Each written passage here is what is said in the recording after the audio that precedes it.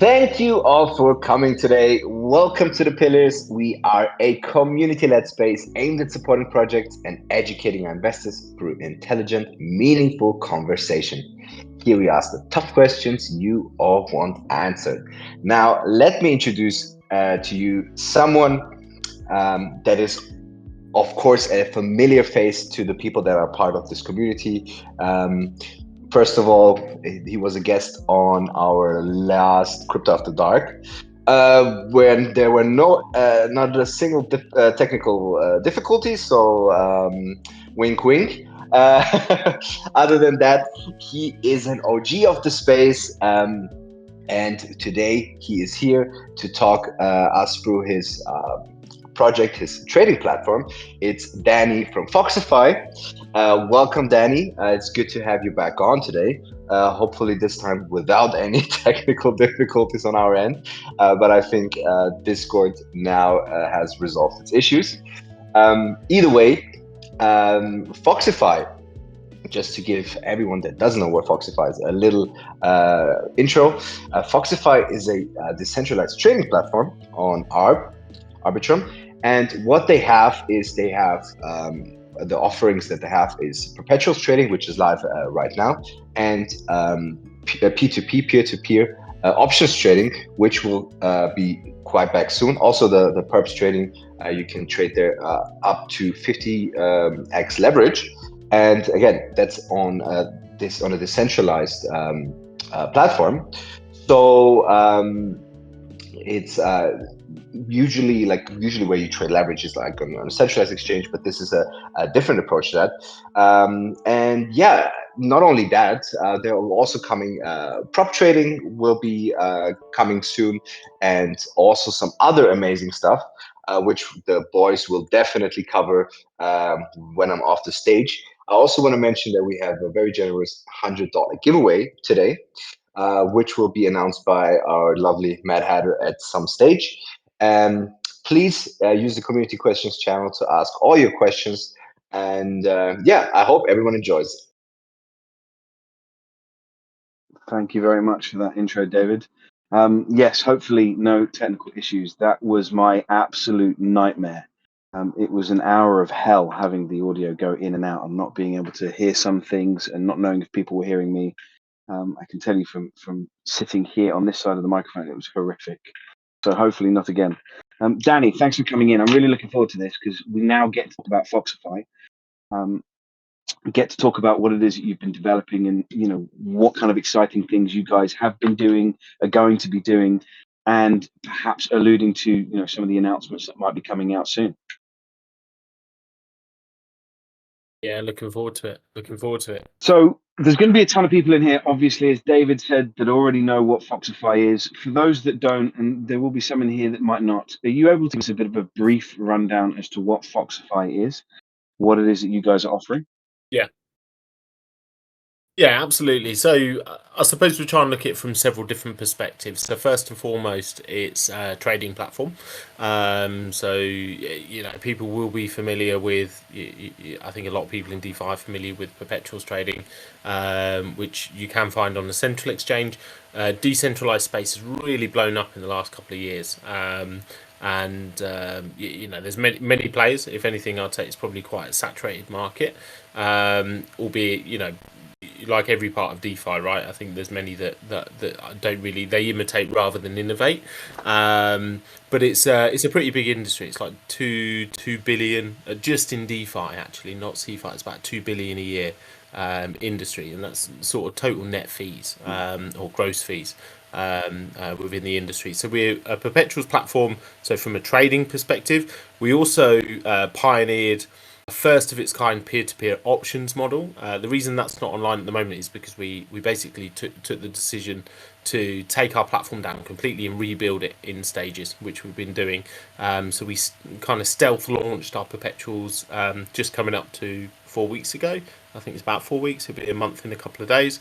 And then our peer-to-peer options model, which we put into beta middle of last year, will be relaunched as well. But actually our next priority will be an application we call Funded. I can share sort of a landing page here, and and basically, so you know perpetuals is popular, it's large, like I say, already 2 billion, but funded prop trading actually is largely untapped within DeFi, and that's a much bigger industry. That's actually a $6 billion industry, and really untapped in DeFi, right? And most things in DeFi, right, are there places you can swap? Yes, right, but then there was Pancake Swap, Uniswap, so on.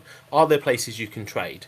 Yes, but then there was GMX and so on. It's bringing that on chain. Quite often, things that are in DeFi are a development of things that are already in TradFi, right? Whether it's lending, for instance, or swapping or trading. Quite often, it's a development of something that already exists in another form.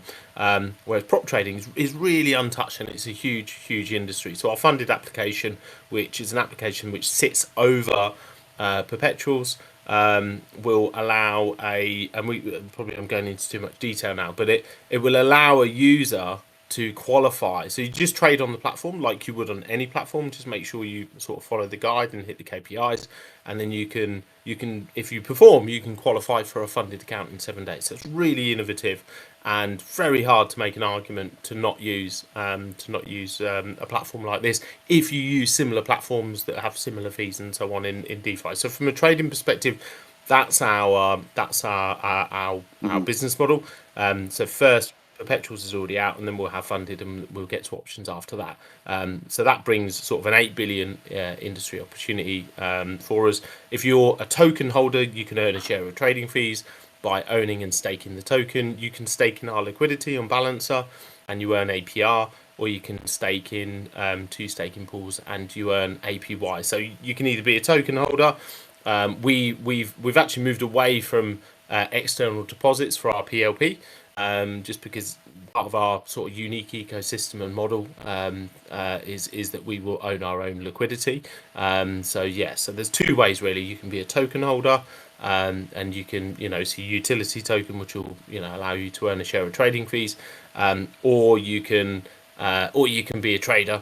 And but there are many different ways you can trade. You could trade. Also, we're offering token rewards at the moment for daily trading epochs as well. So there's a mix of the 2 There is so much going on. I was racking my brain as to how I wanted to approach this conversation, because I want to get into as much as I can. Whether or not I can do that justice within an hour remains to be seen. It's exciting to watch what you guys had and what you guys are now building out and what's coming through. Certainly, the roadmap is fun to look at, and I heard you say in the AMA earlier as well, actually, that it's a fairly saturated market, and you guys are actually trying to tap into something that is unique and is ripe for real growth. How are you guys aiming to approach the storytelling of what it is that you guys have created, so that we can reach as many ears as possible, and it doesn't just kind of fly over a lot of people's heads because they feel like they've heard this before, whereas in reality, if you scratch the surface, you realize you haven't? No, it's a really good point, and I don't think it's interesting actually, because we first called funded trade to earn, right? Because we thought that was a great title for it, and you can trade, and it changes the dimension, right? Rather than you just trading to try and win this trade, actually, if you can be successful over a period of time, we'll give you money, right? And then you get to keep 80% of the profits you generate, and so therefore trade to earn, right? Start off trading like you can anywhere else, but the outcome's very different. Problem is, we found a lot of people using trade to earn for trade, and we'll give you some tokens for trading, right, in a very sort of transactional way. Win or lose, you get some tokens, which isn't the same, right? That's not, no, that isn't you can't turn that into a living, right? So so we changed it to funded, and actually I think it's an interesting question, because the reason we don't just call it prop trading actually is because we found that when we were doing market testing of the idea originally in DeFi, even people that really understood trading, quite often we were having to say prop trading, and then explain what prop trading is, and then explain what funded was, and then we realized that actually we were spending a lot of our time trying to explain prop trading rather than just explain funded, which is a unique model within the industry. So why not give it its own brand? I think how you deliver that message there are tried and tested approaches, right, for this, but they already exist within Web3, and they're quite a good format to follow. You focus heavily on the potential outcomes for people. It's people's own responsibility, obviously, to achieve those outcomes, but the upside potential is huge, and it's unrivaled. There's nobody.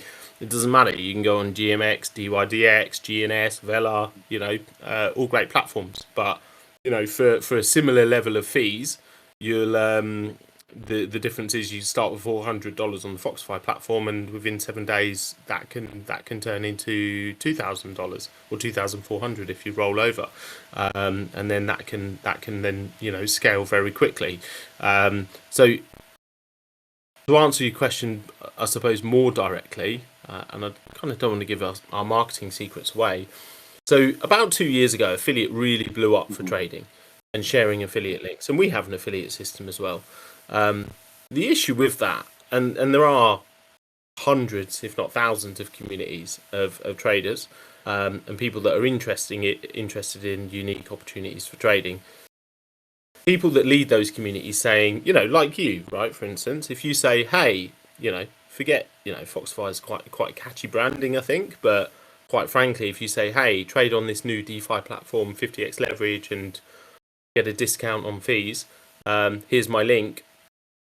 It's not that engaging, right? People have seen that a million times. Whereas if you share an affiliate link that says trade on this platform for 7 days and they'll give you money, you get a funded account in 7 days, and you get to keep 80% of profits you generate. So you trade with their money and you keep the profits. That's a very engaging message for people that already use platforms like this. So so long story short, in terms of like delivering that message, will be through the right networks, and quite frankly, I think those networks are very rich and very strong. I don't think there's many. What are you doing? You're saying, hey, come and trade in our platform, we'll give you a couple of tokens, or hey, we're slashing fees for the next few days, or it's all just little tweaks around the edges. But hey, come and trade on this platform, and we'll give you money to trade with, and you keep 80% of profits you generate. Is a proposition that hasn't been seen within the industry so far. So so we've got a strong belief that there's an opportunity. There's a lot of headroom opportunity within those networks that can be unlocked if you've got the right message. I love there's a few tweaks around the edges. You're not trying to reinvent the wheel. It's tried and tested methods that will work, but you're just tweaking them in a way that's going to work for you. And I love that kind of business-minded approach to this space. More often than not, people come into this space wanting to be completely innovative from start to finish, not realizing that in actual fact that it probably makes you, A, the norm, and B, it's a fast route to failure a lot of the time, because actually being truly innovative is incredibly hard. And I don't mean that disparagingly to Foxify. In this case, you guys are taking something that's a smart model. You guys know it's going to work, and you're just working it towards your advantage. And I think that's a very clever approach. And it's actually reflected in the growth of your community. It's reflected in what you guys have now in total volume, what the milestone that you've just hit. Slow and steady will win the race with that kind of injection of good news that's going to come. As you say, you might have an announcement tomorrow, and then perhaps something next week or next month, etc., etc. I'm looking forward to that, and I love that response. In terms of the props, one of the things, and Austin was in here a minute ago, I think he's jumped out. One of the things that he does is prop trading, and he's always telling us that he has this system in place, that he wants to support people and make sure that they can learn. What is Foxify going to be doing to ensure that anybody that looks at this and wants to take it seriously, but might not necessarily have the bandwidth or the capacity to do it because they don't understand it, what will you guys do to try and help them over those hurdles, to get them over that line where they can start to become quite successful with it? Yeah, so we already developed an academy. I think one thing that we can be is a conduit between people that are interested and people that want to help people that are interested. Yeah, and we've done that a lot already. Actually, Austin, he's I feel like we're like old friends now, and I've known Austin twice as long, and in DeFi years, it's like we went to school together, and and there's other people like Andrew and Apex Server, and we've got other people that we're discussing with as well. And part of our strategy, early days of Foxify was always, we had this idea that we'd have an auditorium, people could do sessions in there. So I think one thing that we can do is we can provide people access to content, and we can provide people access to people that are keen on helping them. Now, there's an economy there as well, right? Between the people that want to help people and the people that want the education, and the best we can do is to facilitate those two. One thing I would say is it's a bit probably a crap analogy, right? But it's interesting about innovation, because sometimes the innovation is in seeing the opportunity and connecting two things, right? And then being first to do it is really, really important. And then having a business model which is very difficult to replicate. And it's a bit like what we're doing with Funded is a bit like having a drive-through, right? We neither want to sell cars, and we neither just want to be a restaurant. But you can innovate and say, well, actually, you can combine these two things. No, it's very difficult, and we've done our homework on this, right? We wouldn't be going into it and putting so much effort and have so much belief if we thought that GMX could just copy it straight away, or DYDX could just copy it straight away, because those guys have got huge resources.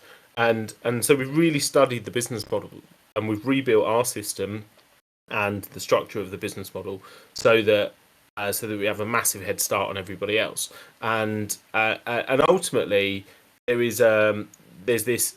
We think there's a huge market for prop trading. Unfortunately, all of the established platforms would find it very difficult to replicate what we're about to do, and to compete with those guys. And at the same time, all of the prop trading companies would find it extremely difficult to compete with the perp trading sort of industry, which is, one's 2 billion, the other one's 6 billion. Both of them would be very interesting to each other. And what we've done is designed a model and picked a space where we can be very disruptive to two very large industries, and it's very difficult for either of them to compete with us individually. It'd be a bit like Volkswagen saying, well, what about all these people that go through drive-throughs? It's like I say, I'm trying to think of a better analogy, but you're just combining two things, right? And it's very difficult for either of the individual parties to really take that on. Is that really exciting for you, knowing that you're on the cusp of launching everything in the way that you want it to? And is it bittersweet in a way that, we were joking about getting that perfect body, but your partner or the hot girlfriend left you 9 months ago? That might be the case, or might have been the case then, and the journey, of course, has been incredibly difficult. But is it exciting for you now that you're here? And in actuality, is it perhaps almost perfect timing, considering what we expect the market to be doing, where we expect this space to be going? There could be an explosion happening. Are you actually situating yourself at exactly the right time to really explode? Yeah, and I think I'd love to pretend I'm a genius, and it's we timed it perfectly. We're late. We're late. One thing which is always a silver lining, I think. What we knew a year ago versus what we know now, and our ability to be much more strategic in our approach is we're in a much better place today than we were a year ago to do that. And that's just that's the benefit of hindsight and learning and time on the job. But it's good timing. It's funny because I had a private conversation with somebody actually who's worked in the industry earlier today, and we were talking about this, and I said, like, I don't know what I would do if this doesn't work, because I don't think I've ever had a better idea than this. Right. I don't think I can have a better idea than this. So yeah, no, I am. I'm a complete, which is completely biased, because it's my business, but I'm a complete fanboy for what we're about to do, and I really believe in it. And it's one of those where. Yeah, it's one of those where it's very difficult to build hyper momentum when you've lost it so many times. That's one of these. I was saying, this industry that that liquidity is number one, number two is momentum, and our journey certainly over the last 6 months has had a massive impact on both. more so on momentum than liquidity.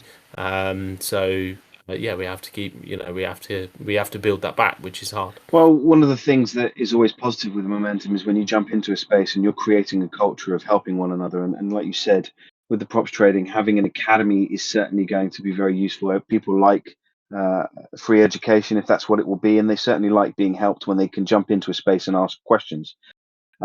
But at the same time, you also have options, which is coming out, which is going to be, almost the opposite, the antithesis of that, which is going to be competing against one another. How do you envisage that's going to work? And are you excited to see how people react differently from one offering that you have to that offering of options? Yeah, and I think, one thing that we got with options was a huge amount of learning last year. We only had perpetuals live for 10 weeks, actually. We did 165 million in volume, but it was only over 10 weeks. And, the data was great. Like, we were, from a business perspective, we were in a very good place, and ready to ready to fundraise and scale even more. But whereas with options we have much more time, actually, and so therefore we got many more learnings from it. So I think. And one of the things that we were never able to do, because we were just always underwater. We were always underwater last year. We were. Rarely did I feel like we took many steps forward without taking a few steps back. And one thing that we didn't do. So with there's a few things. So with options, what it always will give you is a very specific outcome which you can market. So with which is actually also what funded does, actually. So funded, you can put a number on it. Yeah, you can say, hey, there is a destination for you to get to. Now you might not get there because that's trading. Yeah, but the destination is that you could get up to $250,000 max trade, right? And you can keep 80% of the profits you generate.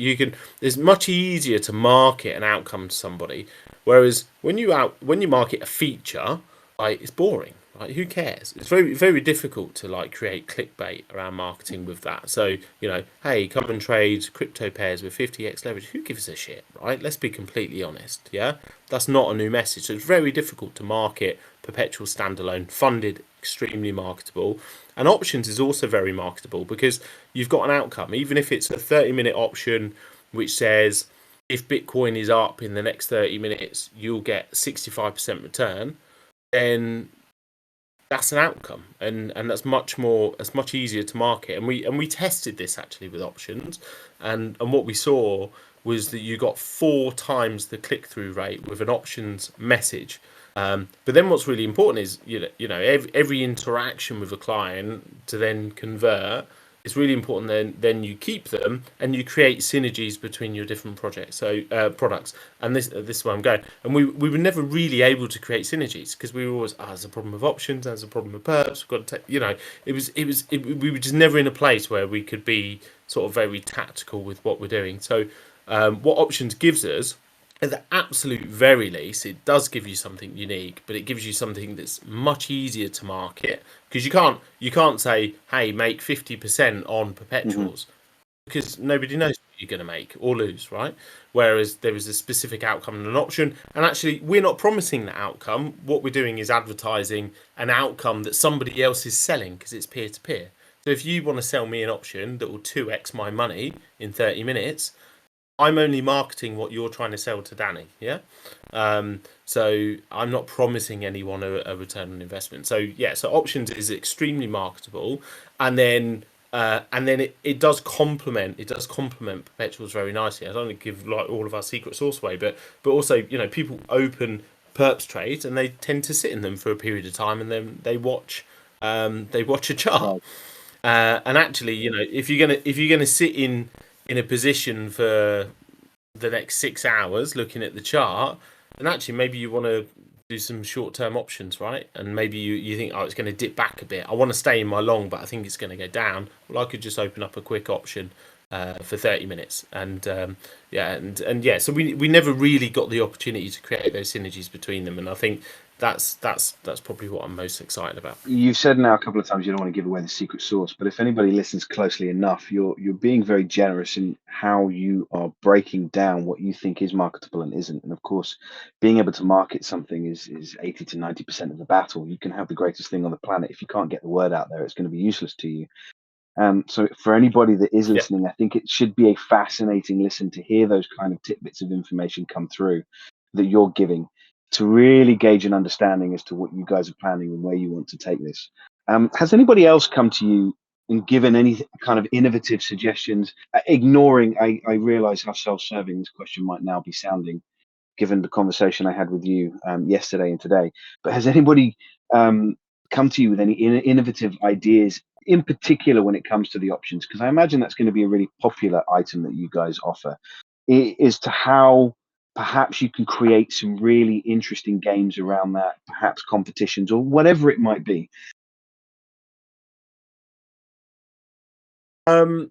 Yeah, so I think not specifically just around options, actually. I think there's, and obviously you came to us with a suggestion in the last sort of 24, 48 hours, which is a great suggestion.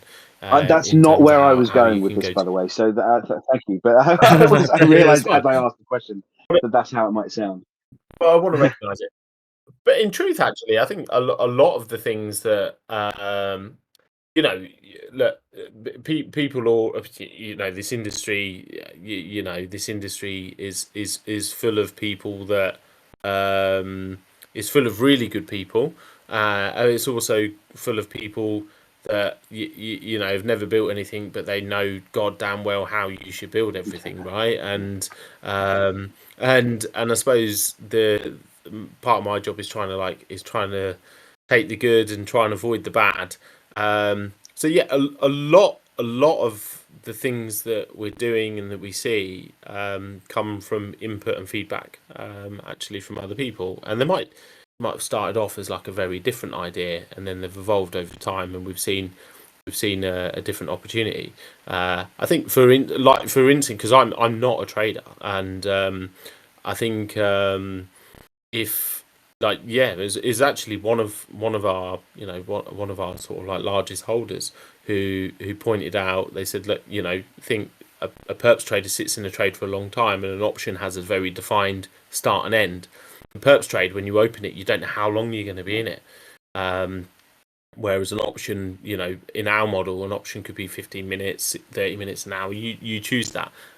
So actually, to have something pop up and say, hey, you get 65% return of Bitcoin's going to be down in the next 30 minutes, and that coming into your view as you're just sat there watching a chart, that's a very good example of like what seems like a fairly small thing that that was suggested to us by somebody in the community. But we get loads of brilliant suggestions and ideas all the Great. time. If you've got a community that is also willing to throw those ideas into the hat and without ego, it makes life a lot easier, especially when you want to start implementing some of these interesting things.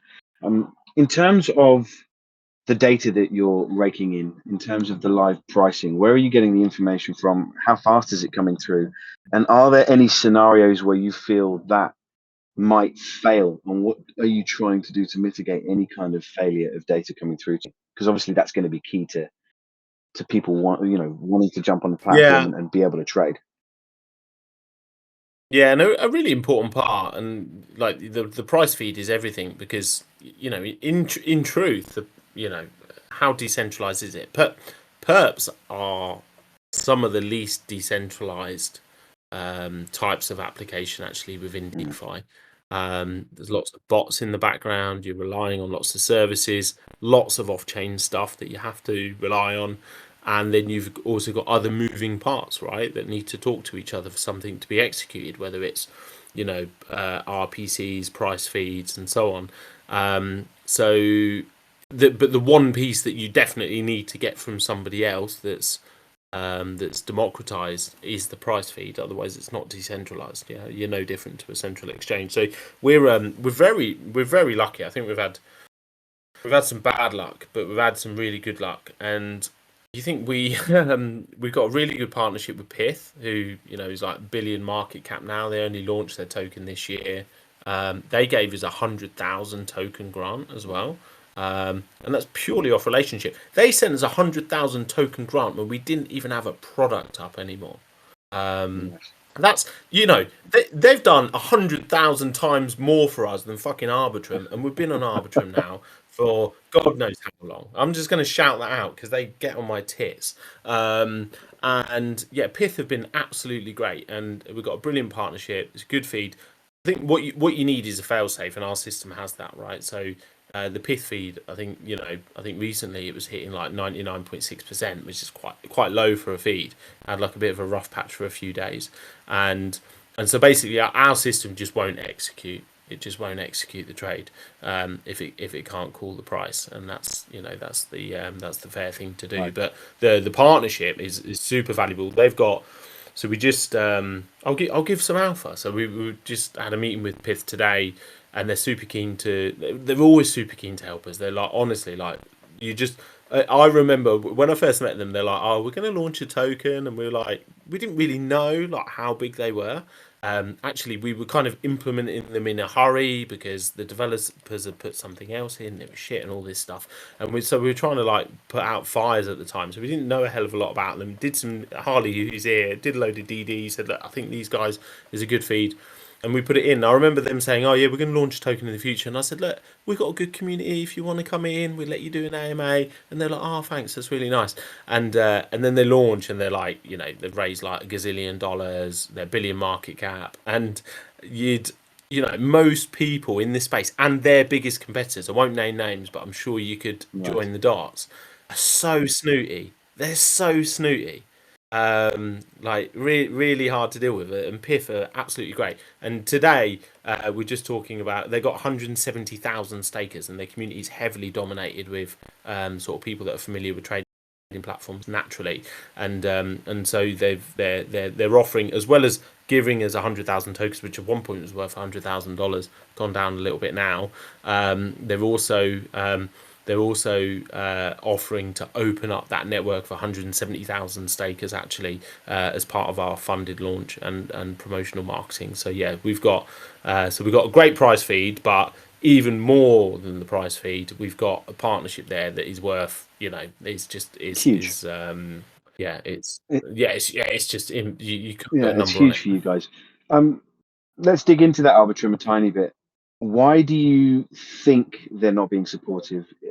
Is it just they have too much going on, they don't give a fuck, or they're waiting perhaps? And do you guys, are you still targeting them and trying to kind of draw out that support as best you can?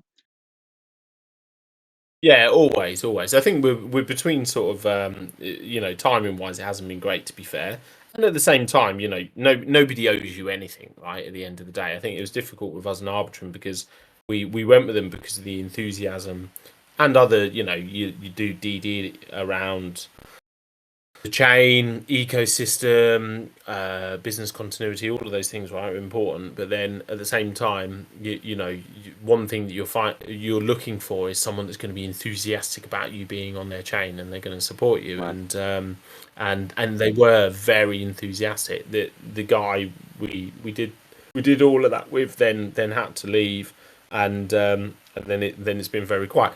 But if I'm completely humble, they might look at us and think, well, these guys are crap. So you don't know. But I don't think we are.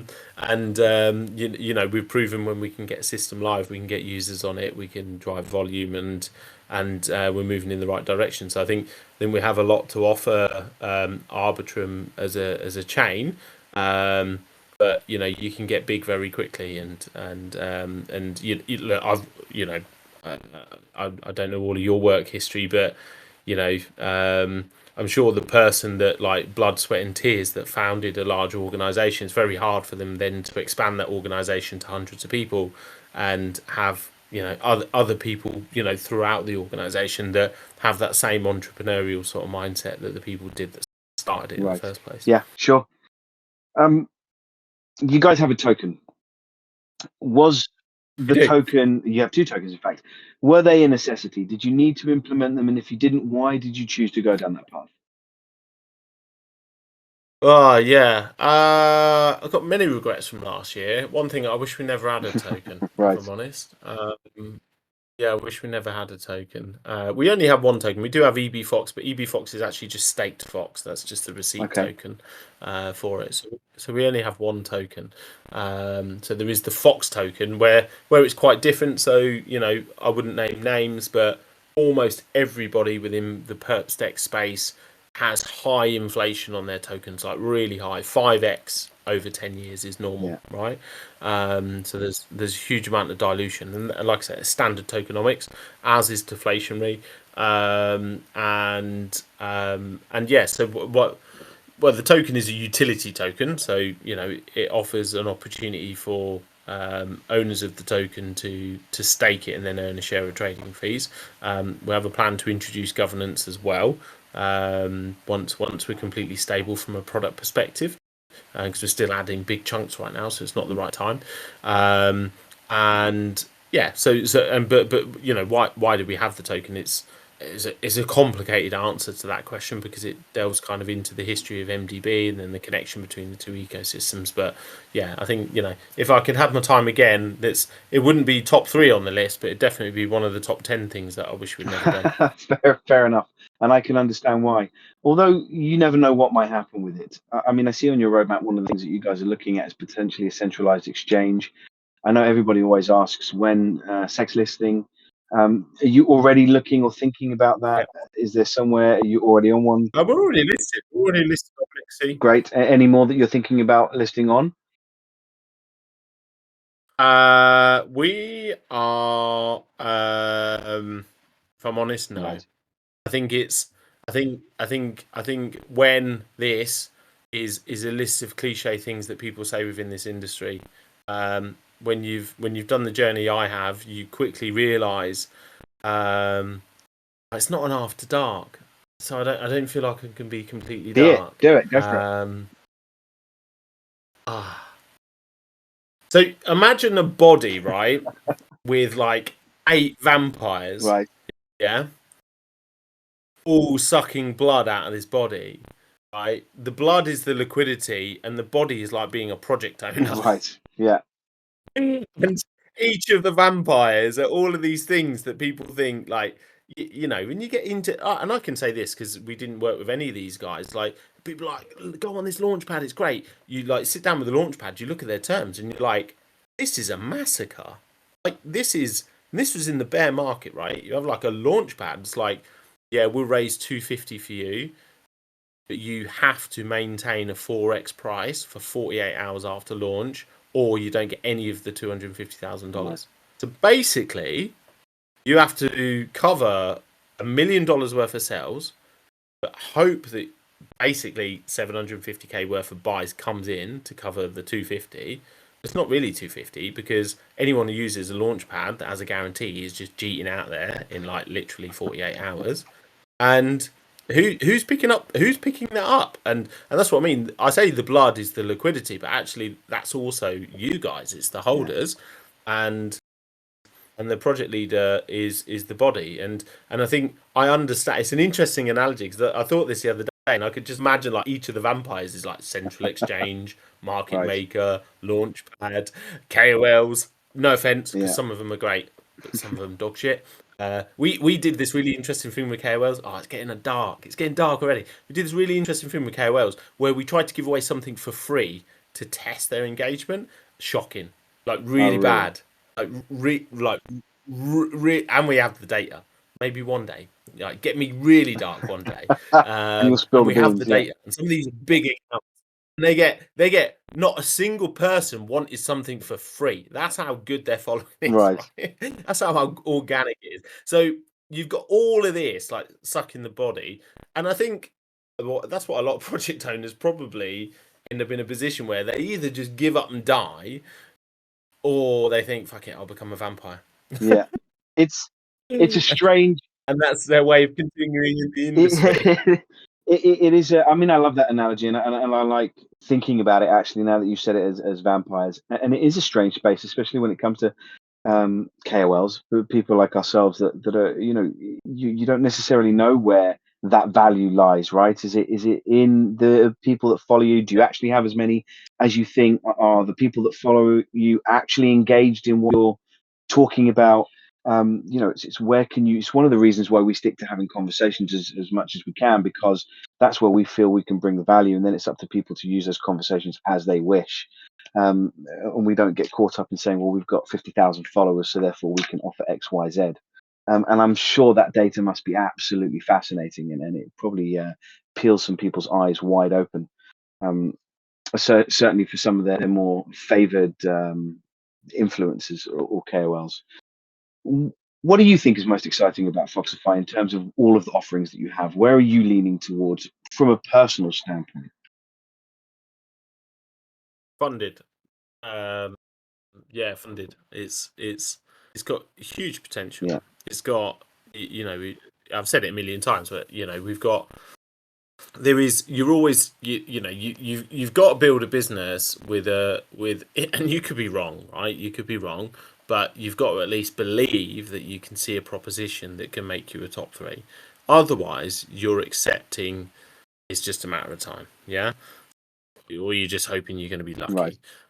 Because that's how industries consolidate and sort of work. And so, but funded, is very, very difficult with a funded application if you're using GMX or so on, and unless you're trading, 500 grand trades, right? And if you're trading 500 grand trades, you're probably not interested in, you're not bothered about, getting a funded account because you've got plenty of money.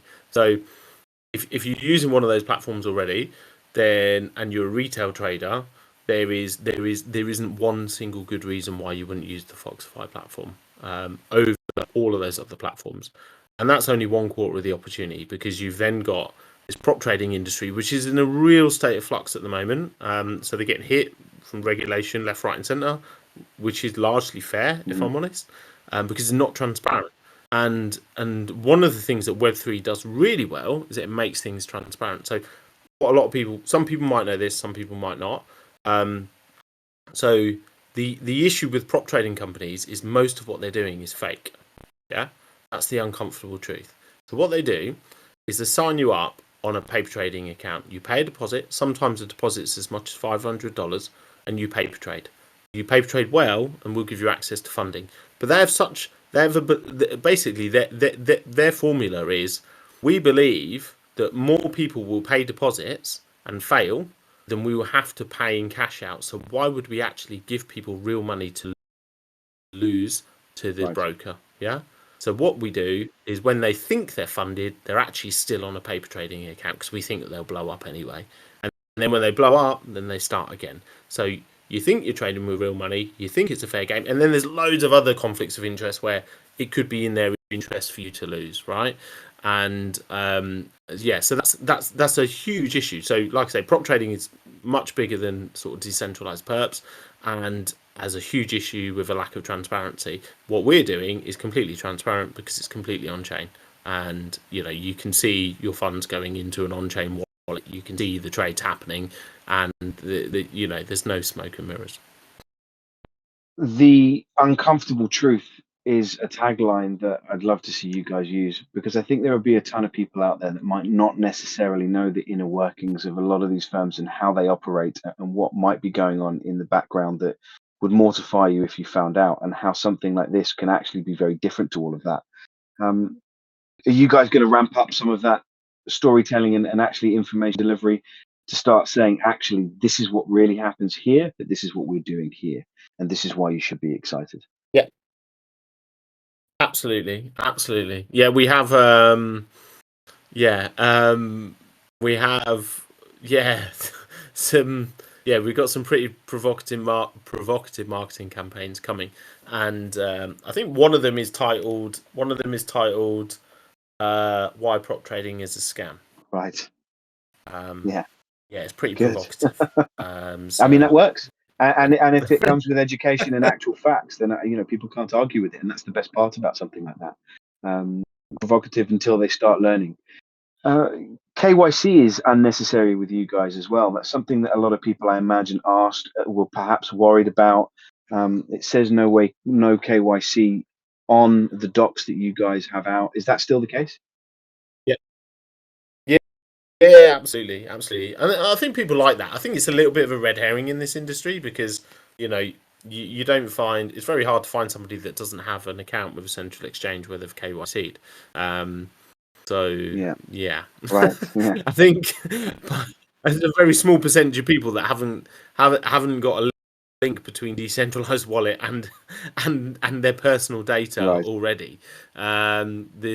The probably the good news for most people is that I'm not sure you know is the 80/20 sort of rule. There's so much data out there that they can only really sift through so much of it, so they're going to start at the top. And unless you're a billionaire, I probably wouldn't be too worried. But yeah, so I think people still like no KYC. I think it gives people a degree of comfort in this sort of pseudo sort of anon world.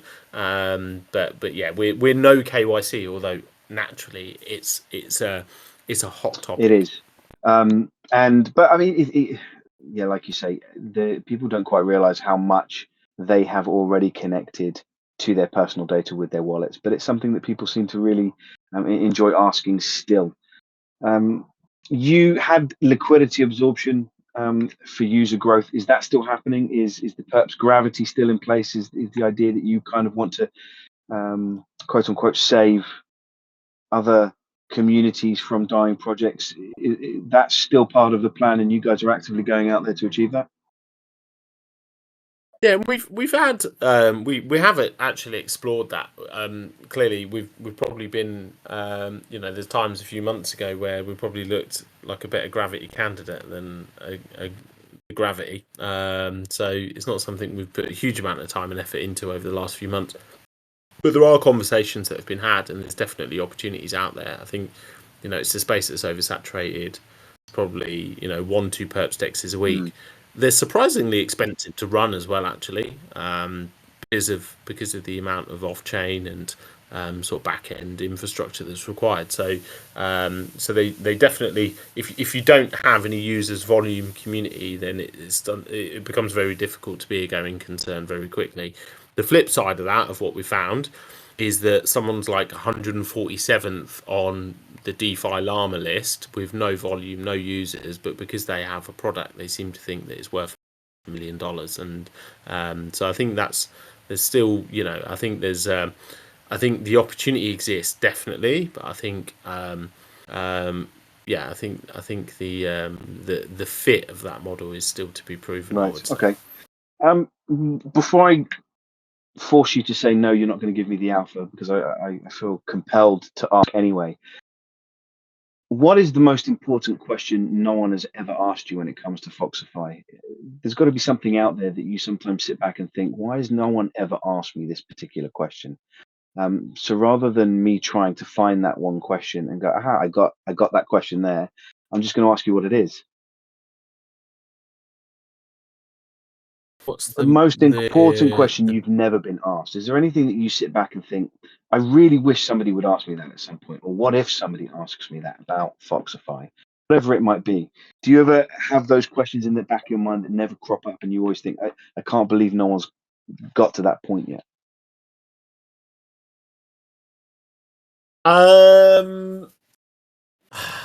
Look, I think it's not completely sexy, but I think our tokenomics are massively overlooked, and we've got to take responsibility for that. Our token is largely dependent on the performance of the platform. However, like anything in this industry, it's always 90% speculation. I think at the moment, there's been times where times in our time in DeFi where the speculation has exceeded probably our performance. And I think most recently our performance from a token perspective is far below our performance in terms of what we've achieved. We're pushing out like 2 announcements a day this last 5 days. And so we're achieving a lot. And then on top of that, I think again, you haven't got a right for people to recognise that. It's your job to make people recognise it and keep people. But on top of that, I think one of the it's another, why are all these, find me a perps dex token that isn't new and in that hype cycle that the price looks anywhere near sustainable. Right. And it's very hard. And there's some good platforms, right? Like I'm a big fan of like Vela, for instance. I know the founder of Vela, a big fan of theirs. Yeah, really good platform, really nice guys. But tokens getting battered, like absolutely battered. Haven't looked at it for a few weeks, so don't hold me to that. Absolutely battered. And then the same for others. I think GMX has held up pretty well, but if you look at like DYDX, like the trend is really poor. Now a lot of that is because of the tokenomics. The standard tokenomics for a perps dex is typically to 5x the supply, which is it's pretty extreme. That's pretty extreme. If you think about it, that's if you're going to double the supply every 2 years, then what's that, like 4 or 5% a month? That's big. Really big. So if you're expecting to be like a 500 million project, you want to you basically want to release $5 million, worth of token. Sorry, bad math. Like 4% a month. So if you want to be 400 million, then you're releasing $16 million, right, of tokens a month. Right. Yeah. It's absolutely insane. So I think, we need to do more work on that, and that's part of our quite provocative marketing that we'll start doing in a couple of weeks. That will be covered.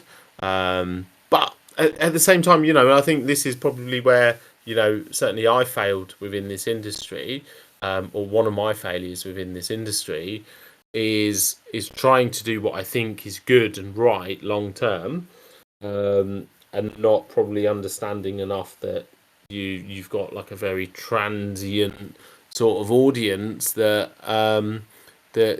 just moves around and hops around a lot of people, and I'm kind of quite conflicted by that view, because I almost wonder, like, maybe I'm the fool. One of the observations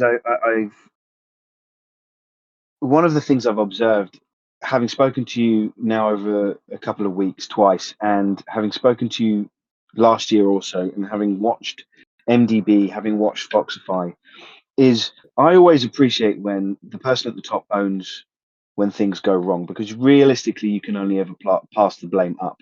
That doesn't mean that shit doesn't fall down, but you can only really pass the blame up. And anybody that shoulders the burden of saying I am to blame, or perhaps I was the fool on this occasion or that occasion, I think I have a lot of respect for that, because that's the way it should be. Own it. I wonder whether perhaps at this stage, though, it's no longer your burden to bear, and you have kept going. You've not capitulated. You've not run out of the space and gone back to your normal day job, or a day job that you would say is normal and that you're very good at doing, and that you can fall back on. But actually, you've stuck around. You've stuck with it. You've created Foxify. You're now at a very exciting point. From my point of view, I think it's now time to say, fuck it. Whatever happened, happened. Whoever's fault it was, I'm not going to have this burden anymore. Now I'm just going to move forward, and we're going to go full guns blazing, provocative marketing. We're going to throw shit at some people in this direction, that direction, and we're just going to hit the space as hard as we can. Yeah, I think you're absolutely right. And I've been a bit better recently. I've been running sort of about 50 miles a week, sort of the last few months, and I never listen to music, so it's all thinking time. And so one of the things that I sort of realised this year, like I sort of put a lot of focus over Christmas and said, right, I'm gonna focus on diet and more exercise and stuff like that, because we were in such a difficult place. I was like, I have to, like, it's almost like you want to be the best version of yourself to make sure that you couldn't have done any more. And if you're not the best version of yourself, then you can't say that you couldn't have done any more. So anyway, so I put a lot of focus in on that. But anyway, let me get to the point, because I do waffle on. But one thing that I was recognizing actually was I was spending a lot of time on those runs just thinking about, well, what if I'd done this and what if I hadn't done that, and I wish that hadn't happened and I should have done that differently. And that's like, it's all valuable time when I have no distractions, I can't be online, and that's time best spent thinking about the future and having an idea and being motivated and solving problems that are to come, not dwelling on things that are behind. And yeah, so it's you're absolutely spot on. And there's, you know, a big thing that I've been trying to challenge myself to do is to spend less time thinking about those things, because, like, okay, well, it might sound like maybe I want to brush mistakes under the carpet. It's not that. It's just that there is a level of reflection that is healthy, and then there's a level where it's holding you back because you're not looking forward. Quite. Yes. And great that you're now spending that time. I mean, firstly, that amount of running is insane. We had this conversation already. I just sweat just thinking about it. I can run to the end of the road and that's about it. And it's a very short road. But yeah, thinking about the problems that might come down the road in the future and where it is going rather than what's sat behind you, you know, suddenly that weight gets lifted. And like you said, you can then start becoming the best version of yourself. So that's great. I'm aware I've now had you for just about an hour. We're going to start doing the giveaway. Everybody knows, I'm sure, that isn't already in the Foxify Discord, that you have to be in Foxify Discord in order to be eligible. There is a giveaway channel that will be posting that.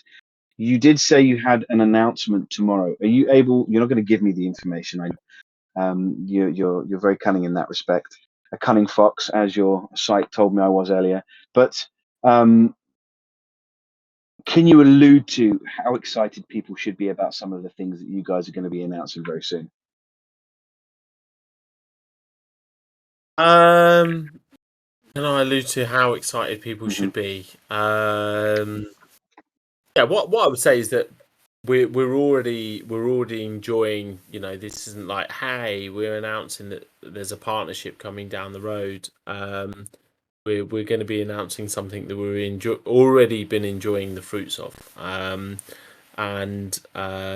it's, you know, it's already having an impact on us today. And you know, yeah, after like a rocky period, hopefully it kind of, you know, puts you know, help people have a lot more confidence about where the organization is today, and why we should be much more optimistic. It's very interesting because if you look at you look at our token price, like today, it looks a bit more healthy today, but it looks a bit sorry, right? Our market cap is tiny compared to sort of our potential. Right. And but then we're just going to tick over to a month being back live with a stealth launch and hardly any marketing, and we will gross revenue of about $40,000 in month one, right? Now, when I talk to private investors, VCs that aren't, you know, you get these like YOLO crypto VCs. When you talk to like people that are more sort of like SaaS focused, you tell them that you launched your product this month and you made 40k in gross income, it's huge. Like, your valuation is seen as very, very bullish. You tell them that your platform was live last year and you did on average 80k a month over 10 weeks. It's huge. It's huge, right? Nobody's like, most people launch the product and then spend 6 months trying to look for customers. So what we've got in terms of a set of numbers and the foundation and the things that we've worked on over the last couple of months, all of that will become much clearer tomorrow, and people should be super bullish about the future. Great, and I think that's a perfect statement to leave it on. Actually, people should be super bullish about the future. I'm really excited to see where it goes. I'm certainly paying a lot closer attention, and I think it's going to be a really fun time. And I think the summer's going to be great for you guys. So, yeah, I can't wait, and I hope to have you in again at some point during the summer so we can see where you're at, what's been happening, and then, you know, all the exciting things that have unfolded. Thank you. Actually, and to put you on the spot, I would love to interview you. I would love to interview you. I really would, because you're so.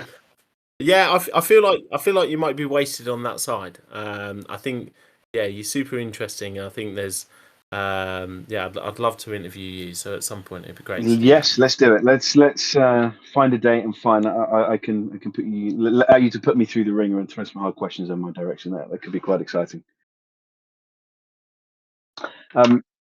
Right, Danny, it's been a real pleasure. Thank you so much. I'll let you go. It's getting late. Let you relax and rest. I'm sure you've got a big day tomorrow. Thank you so much to everybody that came to listen. As we said, to be able to jump into the Foxify Discord. Don't sleep on this one. Definitely watch what these guys have going on. Look at the announcements. They've got some very exciting things, and I'm sure the AMAs are going to continue. So it's been a real pleasure. Thank you so much, and have a good night. Cheers, guys. Take care.